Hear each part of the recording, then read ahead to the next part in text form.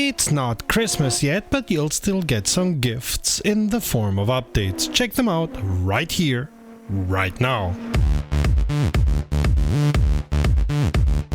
Greetings Rummies and welcome to Rum, the channel sharing the joy of sim racing, and to a regular news roundup, our weekly sim racing news. Welcome to the channel, thanks for stopping by. My name is Serta and I will be your host for this video. If you have any news for us, send us a mail to news@rumrum.net.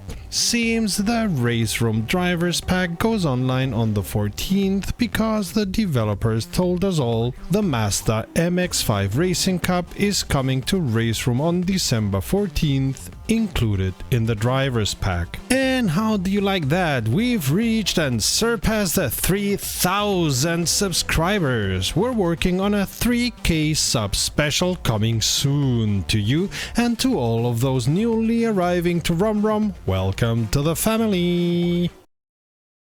This is a big change. Since the release of the Convoy update over a year ago, you could only drive convoys riding on somebody else's game, and when that person went offline for whatever reason, poof went not only your convoy, but the contract you were driving for. Now SCS are introducing dedicated servers to ATS and ETS2, so you can have a computer running as a server for your convoy, and even if you leave the convoy or the server for whatever reason, your buddies in the convoy can continue as long as the server stands and can finish their convoy contracts, stay in a convoy as long as they want, continue driving along, in essence do whatever they want. Your session, or better said your server, will continue running. Will be interesting to see if the NPC drivers you may have on the contract continue earning money on your session like they do while you are playing solo or in a player-specific convoy, even without you doing anything at all. In ETS-specific news, SCS have released one of their branded trailer packs, this time featuring German company Feldbinder. SCS visited the company in 2021 and gathered as much information about the trailers as possible, keeping in touch with Feldbinder representatives so they could introduce 2 silo trailers, 1 food tanker and 1 chemical tanker to ETS2 via this DLC. Of course, the trailers have different variations and paint jobs, and you can even set them up in a double trailer configuration. The DLC is already available on Steam for €4 USD. Frontier Developments have released version 1.11 for F1 Manager 2022. The main addition is for Razer Chroma peripherals, which will now match your team colors, race flags, and have a lights out sequence while playing the game. Okay, big whoop. They've also fixed the behavior of lapped cars and the safety car, which will now unlap themselves when appropriate, have increased the distance at which cars are affected by the aerodynamics of the car in front, and reduce the strength of DRS across the board. The biggest change that we might see in gameplay is an overhaul to the aerodynamic balance in the game, which was updated in 1.11 to be more realistic. Players can choose to disable these features, but only from the main menu or headquarters screen without having to restart a running career. Let's see if I'm wrong, but I get the feeling this will be the last update of F1 Manager 2022, which will stay a rather mediocre game with still more than enough annoying bugs. Motorsport Manager delivered and surely still delivers much more enjoyment with 3 series, special challenges, mods, and of course a lower price. Contrary to what seems to be happening with F1 Manager 22, F1 22 is still getting extensive updates. If you got disqualified in the past for seemingly not using multiple tire compounds, even if you did, honest God, cross my heart and swear to die, be relieved, as this annoying issue has been fixed. Continuing with tires, you will now be able to change the tire allocation in career weekends. Also, they've added F2 2022 statistics and history. And if you were missing the DRS lights, that bug should be fixed now too. And for PS4 players trying to race split screen with 2 wheels, the game should not crash on you anymore. The rest are smaller fixes and corrections. See the complete list in the link in a description. November was a good month for sim racing, not only because we were all giddy and preparing for the Sim Racing Expo, see the link up there, but also because the overall number of racers is the highest we've encountered since we started collecting the data almost 2 years ago. Steadily, the number has doubled, showing a very healthy organic progression.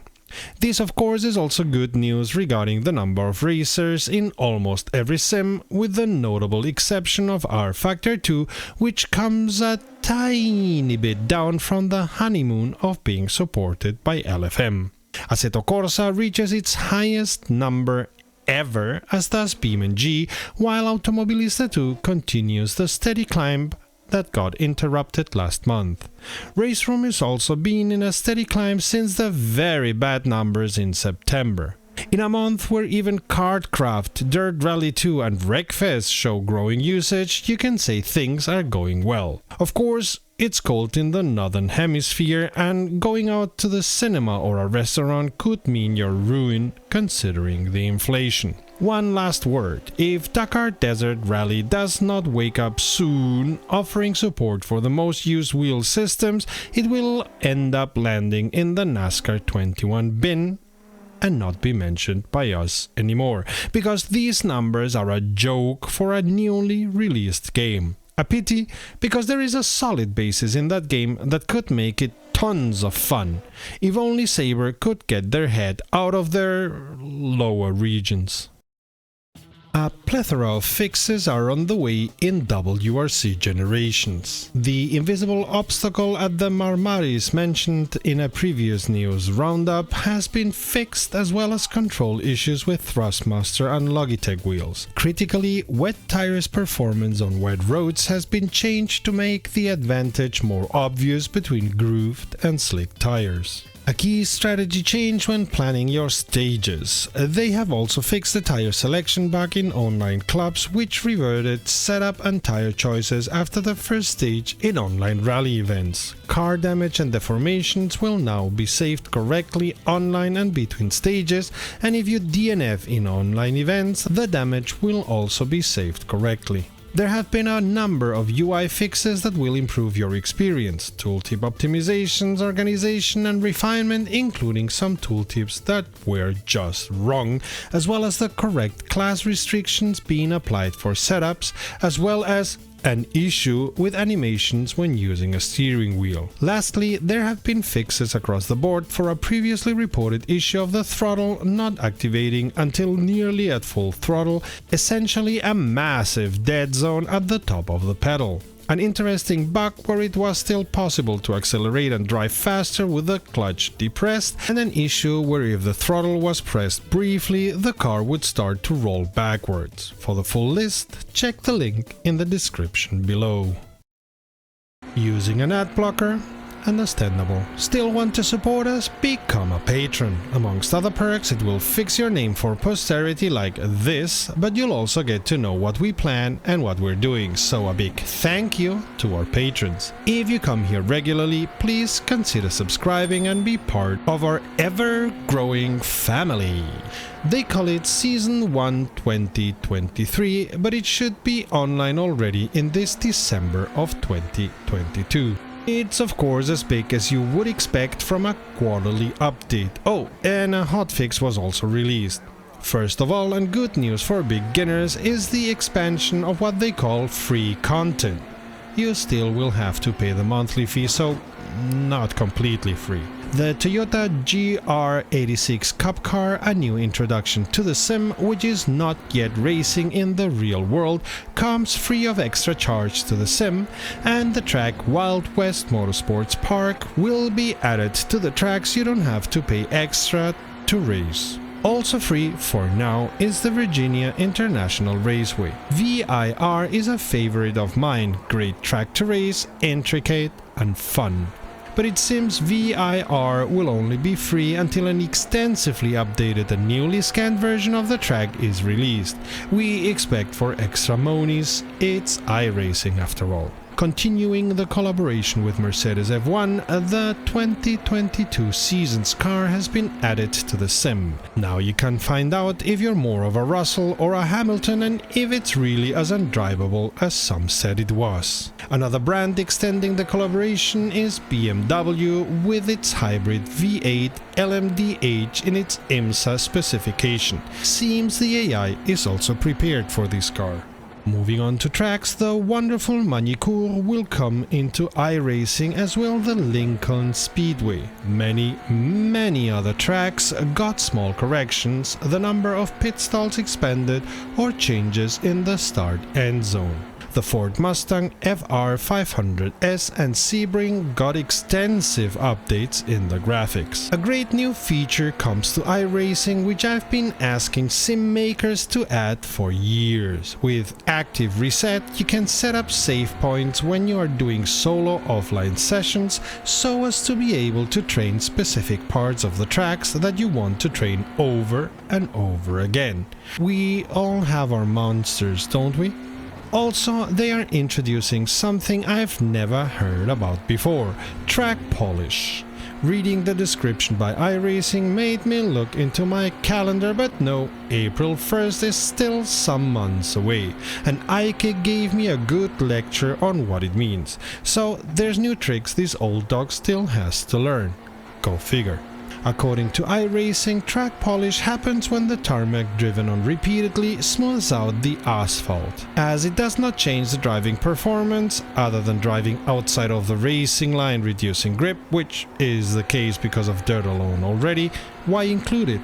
Well, we think this is preparation for introducing rain and wet conditions, as it's an important part of track behavior in those conditions. Another change in track physics pertains to something we don't see done well in most sims: soft surfaces. iRacing having dirt racing included, it figures they have a good model for driving on grass, dirt, gravel and sand. Now what iRacing did here was apply their learnings from dirt racing and rallycross to soft surfaces in other series. Realistic gravel traps would be very interesting indeed. The Lara P217s, LMP2s and GT3 series will from now on be using the new damage model and got updated tire and aero physics. Speaking of the damage model, it also got some overall tweaks here and there. Staying with GT3s, now you can change tires and refuel at the same time in this series. The new BMW and Toyota cars, the 1987 NASCAR Cup Series as well as the Legends Racing and Lotus 79 can now also be raced by the AI. iRacing's also done a ton of small changes to many of the cars, including changing the standard setups. Lots of changes and tweaks have been done to the force feedback. iRacing will detect if the wheel is spinning out of control and will activate limiter and damper to the force feedback signal. It's not a bad idea. I mean, there's a reason why DD bases come with emergency stops, exactly for these situations. They've also gone deep down the rabbit hole for many force feedback details, and if you're interested in those, we have as always linked the release notes in the description of the video. All very interesting to anybody who geeks out over such details like we do, but we expect only a minority of y'all to do so. And they are continuing their work in making the UI better after the big upgrade, moving serious stats and standings to their own page and changing the look of those. Also, the statistic of series you're interested in can be found in a separate tab. Strangely enough, wall riding is penalized now. We'd have thought after Ross Chastain's stunt in NASCAR they would support it even more. We don't want you to wall ride, but maybe to video surf on our channel by checking the playlist to the left or the video to the right. Until next time, save fuel, collect pickup, and we'll see each other on the podium.